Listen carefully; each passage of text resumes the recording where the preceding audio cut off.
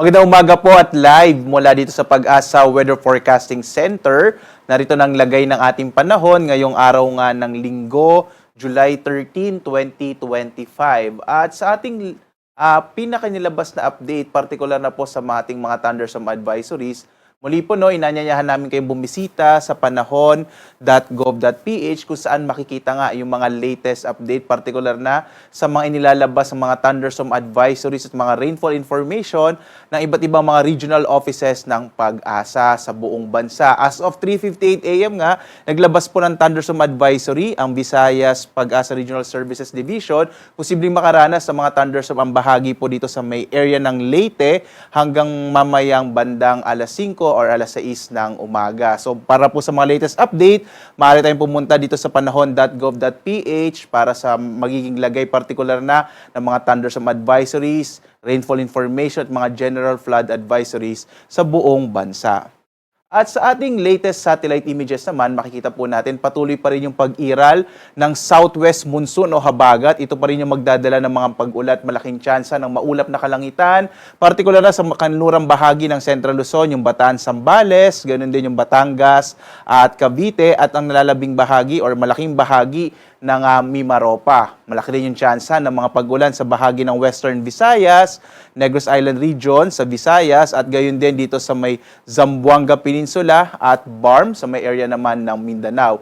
Ang nalalabing bahagi ng ating bansa, makikita nyo, lalo na dito sa may Northern Luzon, halos walang masyadong kaulapan, ay inaasahan pa rin natin, may generally fair weather po sa nalalabing bahagi ng ating bansa, pero posible pa rin yung mga thunderstorms sa hapon hanggang sa gabi. Makikita din naman natin, meron pong bagyo sa labas ng Philippine Area of Responsibility. Meron na po itong international name na Nari. Isa pong tropical storm itong si Nari at nasa mahigit 2,000 kilometro east-northeast ng extreme northern Luzon. Walang magiging direktang epekto itong bagyong Sinari sa ating bansa, at ito nga ay patungo na sa bandang Japan. Posible po itong maglandfall or tumungo sa may area ng Japan bandang araw ng Martes or Miyerkules. Ito pong Nari ay mula sa bansang South Korea, nang ibig sabihin po ay lili.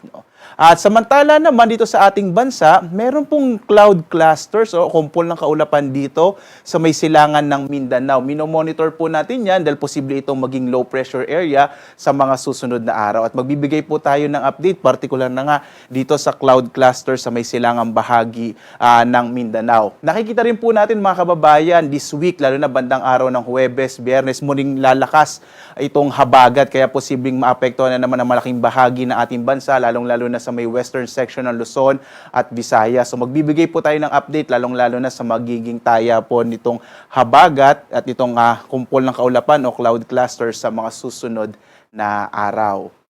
At dito nga sa Luzon, ngayong araw, inaasahan natin malaking tsansa pa rin ng mga pag-ulan at maulap na kalangitan sa bahagi ng Zambales, Bataan, gayon din sa Cavite at Batangas, at sa malaking bahagi ng Mimaropa. Asahan naman natin generally fair weather sa nalalabing bahagi ng Luzon. Ito nga Northern Luzon nga, nalalabing bahagi ng Central Luzon, itong Metro Manila, Southern Luzon, kasama dyan yung Calabarzon, nalalabing bahagi ng Calabarzon, at Bicol Region. Yung agwat ng temperatura natin sa Lawag, 25 to 32 degrees Celsius.